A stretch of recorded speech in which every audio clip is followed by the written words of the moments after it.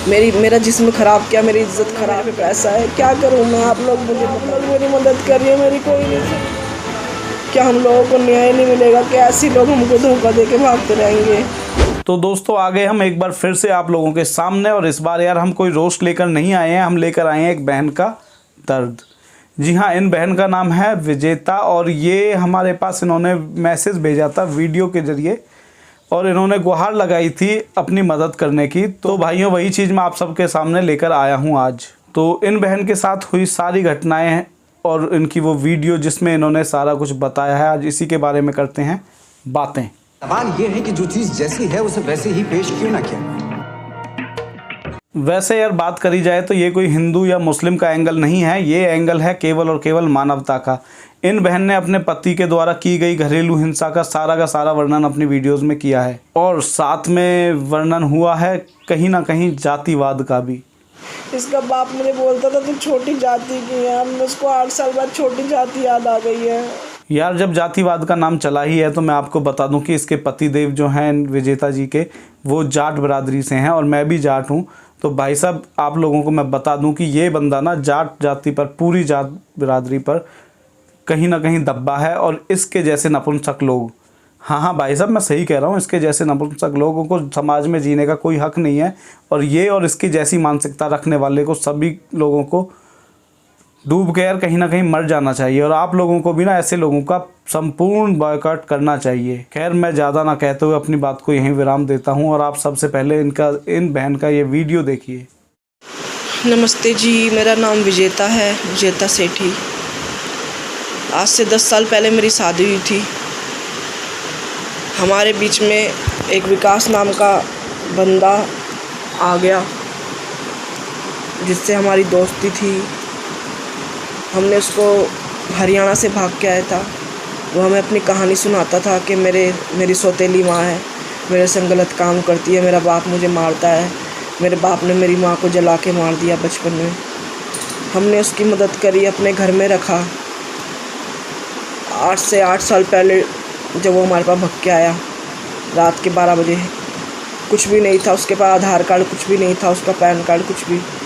हमने उसकी इतनी मदद करी, एक इंसान बनाते, अपने घर में रखा, खाने के लिए रोटी दी, सोने के लिए बिस्तर दिया, छत दी, सर छुपा लेगा अपना। बहुत मदद करी हमने। उसको हम अपने रिश्तेदारों में हर जगह ले जाते थे। मैं अपने परिवार में सब अपनी जगह सब जगह ले जाते थे। इसने देखा ये तो अच्छे घर की है, मैं ऐसी नहीं थी, मैं बहुत अच्छी दिखती थी। उसने मेरे को अपने बातों के जाल में फंसाया, बहलाया फुसलाया। 8 साल पहले मुझे भगा के ले गया। इन्होंने मेरे को अपने पहले के फ़ोटो भी सेंड किए थे, वो भी मैं आप सब के सामने अभी रखा हूँ। दिल्ली में रहे छुप के, फिर 5 साल हरियाणा में रहे मियाँ बीवी बन के। सब कुछ अच्छा चल रहा था, सब काम अच्छा था। इनकी शादी खराब कराई, इनको भगा के ले गया। पहले तो इनका वो घर तोड़वाया, ठीक है समझ रहे हो आप, पहले तो इनका वो घर तोड़वाया जहाँ ये ब्याही थी, और अब भाई वहाँ से जब इनका रिश्ता टूट गया, अपने साथ ले गया, उसके बाद इन्होंने शादी करी मंदिर में। उसके आगे की भी अब कहानी सुनिए। मेरे ससुर हैं, हरियाणा में रहते हैं, थाना छप्पर में, मुस्ताबाद में उनका घर है। थाना छप्पर में दुकान है महेंद्र सेठी के नाम से। अब मैं इतनी बुरी हालत में हूँ। इसने 5 साल, ये मैं इसको समझाती थी, विकास को, मेरी बात नहीं मानता था। ये शराब पीने के लिए रोकती थी, शराब पीता था, अय्याशी करता था। मैं इसको बोलती थी तो समझाती थी तो मुझसे बोलता था कि ये मुझसे लड़ रही है तू। इसका पापा मुझे पसंद नहीं करता था। क्यों नहीं पसंद करता था? क्योंकि मैंने उसकी बात नहीं मानी। वो मेरे संग गलत काम करना चाहता था। अब 8 साल बाद इसको याद आया कि मैं छोटी जाति की हूँ, इसकी जात बड़ी है, मेरी जात छोटी है। ये मुझे बहला फुसला के 5 साल वहाँ से लोगों के पैसे लेके भाग गया हरियाणा से, और मुझे यूपी लेके चला गया, आगरे में, जहाँ मैं जानबूझ के, जहाँ मेरी पहली शादी हुई थी। इसने मेरा घर तोड़वा दिया। अब मैं 8 साल से इसके संग हूँ जी, कहाँ जाऊँ? छोटी सी बच्ची है। मुझे शराब वराब पी के, अभी 3 तारीख की घटना है, ऐसी 3 तारीख की। ये बंदा दो जने रात को 11 बजे शराब पी के आते हैं, मेरा पति विकास और ये आकाश नाम का आदमी। और मेरी इतनी बुरी हालत हो रही थी, मेरे शरीर से खून बह रहा था, मैं बीमार थी, मुझे दवाई नहीं दिलाने गया, मैं भूखी प्यासी इसका इंतज़ार करती रही घर के अंदर। आज ही मेरी हालत इसने ऐसा कर दिया है कि मुझे इतनी सी उम्र में 30-32 साल की उम्र से मुझे बढ़िया कर दिया। मेरा जिस्म ख़राब किया, मेरी इज़्ज़त ख़राब करी, मेरे रिश्ते नाते ख़राब करे। आज 8 साल बाद मुझे आगरे के अंदर खून में लदपद हॉस्टल के अंदर छोड़ के भाग गया। इसके दोस्त ने, आकाश ने, मेरे संग बदतमीजी करी, भाभी करके मेरे पैरों में हाथ लगाया। मैं चिल्लाई तो वहाँ से गार्ड आ गया, गार्ड ने उसको भगा दिया। मैं किराए पे रहे थे 2 महीने से आगरे में, अब वहाँ पे से मुझे छोड़ के भाग गया है। अब मेरे घर वाले मेरे को दिल्ली उठा लाए हैं। मेरी नानी विधवा है, मैं किसके पास रहूँ? 4 महीने हो गए, मेरी मम्मी मर गई है। मेरी छोटी सी बच्ची, इसने मेरे कितने अबॉर्शन कराए, विकास ने मेरे से कितने अबॉर्शन करा दिए, मेरे कितने बच्चे मेरे मर गए। अब मेरी आप लोग मेरी हालत देख लीजिए, मैं कहाँ जाऊँ? मेरी पुलिस को बोलती हूँ, पुलिस में आगरे में कंप्लेंट करी बिशपुरी थाने में, तो उन्होंने मेरी नहीं सुनी। उन्होंने कोई फ़ोन नहीं करा आगे से, मैंने ही उनको फ़ोन करा। तो मुझे बोलता है कि ये तो आपकी बीमारी का खून बह रहा था। उस पुलिस वाले से ये पूछा जाए, अगर तेरी बीवी को ऐसा खून बह रहा होता तो उसको तो छोड़ के भाग जाता। उसने उसको छोड़ दिया पैसे खा के, उस पुलिस वाले ने विकास और उसको आकाश को छोड़ दिया, उसके दोस्त को शराबी को। मेरी कोई सुनवाई नहीं। दिल्ली लिया है, दिल्ली में पुलिस से कंप्लेंट कर रही हूँ, सच बता रही हूँ पूरा बताई, तो वो कह रहे हैं आगरे में करो, कभी हरियाणा तुम्हारा ससुराल है वहाँ करो। तो मैं कहाँ जाऊँ जी? छोटी इसके सामने की बातें सारी सुन लेना भी आप। क्या करूँ मैं? आप लोग मुझे बताइए, मैं बहुत परेशान हूँ, आप लोग मेरी मदद करिए। क्या हम लोगों को न्याय नहीं मिलेगा? क्या ऐसे लोग हमको धोखा दे के भागते रहेंगे? प्लीज़ मेरी मदद करिए आप लोग, प्लीज़। छोटे से बच्चे को लेके कहाँ जाऊँ बताइए आप लोग? ये शरीर की हालत है, कहाँ जाऊँ? बीमारी लगा दी मेरे को उसने। उसका बाप वहाँ पे आता था हरियाणा में, धीन में, गांव में, पूरे गांव को पता है कि मैं उसकी बीवी हूँ। अब कहता तू कैसे प्रूव करेगी कि तू मेरी बीवी है? अब वहाँ पे रह रहा है जान के, मुझे डरा रहा है, धमका रहा है। एक और जिसका वहाँ कपड़ा बेच रहा है, कपड़े वाले का नाम कृष्णा है। मैं रोज़ उसको फ़ोन करती हूँ कि भैया मेरे आदमी का नंबर दे दे, वो मुझे नंबर नहीं देता। उस बंदे ने भी 2 औरतें कर रखी है। और वो आकाश जो शराबी है, उसकी औरत ने उसको छोड़ रखा है, उसी ने उसको छुपा रखा है, मेरे पति को बहका रहा है। खूब शराबी है वो, सारे शराब पीते हैं रात को। उन्होंने मेरा बसा बसाया घर ख़राब कर दिया। अब मैं कहाँ जाऊँ जी? मेरे बच्चे को लेके आप लोग बताइए, मैं कहाँ जाऊँ?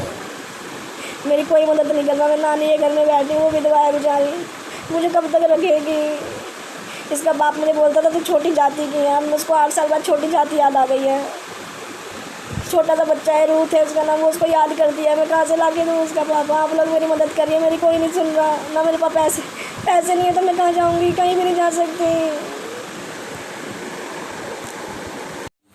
ये था वो सारा वीडियो। दोस्तों, इस केस में जितना इस महिला का पति जिम्मेदार है, उतनी ही जिम्मेदार यूपी पुलिस का वो कांस्टेबल है जिसने 4500 रुपये लेकर उसको वापस जाने दिया और छोड़ दिया। भाई साहब, यहाँ सवाल उठता है कि योगी आदित्यनाथ जी की यूपी पुलिस, आगरा की यूपी पुलिस, उसका ये हाल देखकर भाई क्या कहोगे आप? और इस लेडीज़ को इस टाइम पैसे की भी ज़रूरत है, तो हमने अपना अकाउंट नंबर डाला हुआ है डिस्क्रिप्शन बॉक्स में। अगर कोई मदद करना चाहे तो वो बेझिझक पैसे भेज सकता है, हम उस सहायता को इसके पास तक पहुँचाएँगे ज़रूर।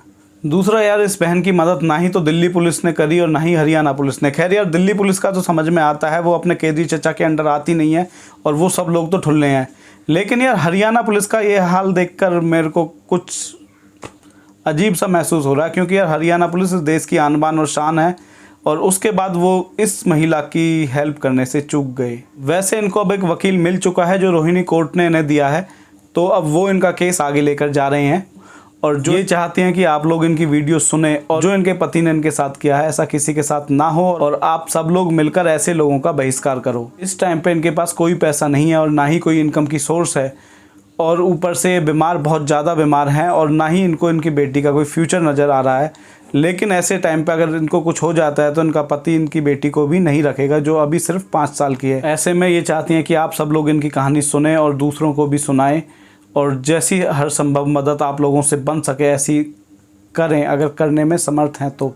वैसे जिस सोसाइटी में रहती थी और इनके साथ ये घटना हुई थी, जहां गार्ड साहब ने इनकी मदद करी थी, वहीं किसी ने भी इनके लिए एम्बुलेंस नहीं बुलाई थी। पूरी सोसाइटी नीचे खड़े होकर तमाशा तो देख रही थी इनके साथ होने वाली घटनाओं का, लेकिन किसी ने ना ही तो पुलिस बुलाई उस टाइम पे और ना ही इनकी मदद करी। ऐसे लोगों का भी यार बहिष्कार होना चाहिए। यार, ऐसा पैसा किस काम का जब आप एक बंदे की मदद ही नहीं कर पा रहे हो, चाहे वो कोई भी है, किसी भी हाल में है। ऐसे समाज में रहना कहाँ तक सही है? आप लोग मेरे को कमेंट करके बताओ। जो लोग इनकी मदद करना चाहते हैं वो लोग नीचे हमने लिंक दिया हुआ है, वहाँ जाके इनकी मदद कर सकते हैं। और अब फैसला आपको करना है कि इनका वीडियो आपको आगे शेयर करना है या नहीं करना, ये चीज़ आप लोगों के हाथ में है। अगर इनके केस में कुछ नया घटा तो वो हम ज़रूर आपको अपडेट करेंगे। और ये थी हमारी तरफ से एक छोटी सी मदद इस बहन विजेता के लिए। इनको जस्टिस दिलाकर इनके जो गुनहगार पति हैं उनको सज़ा दिलवाना ही हमारा लक्ष्य है। तो आज का ये वीडियो केवल यहीं तक, और जैसे इस केस में कोई नया अपडेट होता है हम आपको बताएंगे, आपसे सारा कुछ शेयर भी करेंगे। और हम चलते हैं, अब फिर मिलेंगे आपसे किसी और वीडियो में किसी और कहानी के साथ। तब तक के लिए जय हिंद।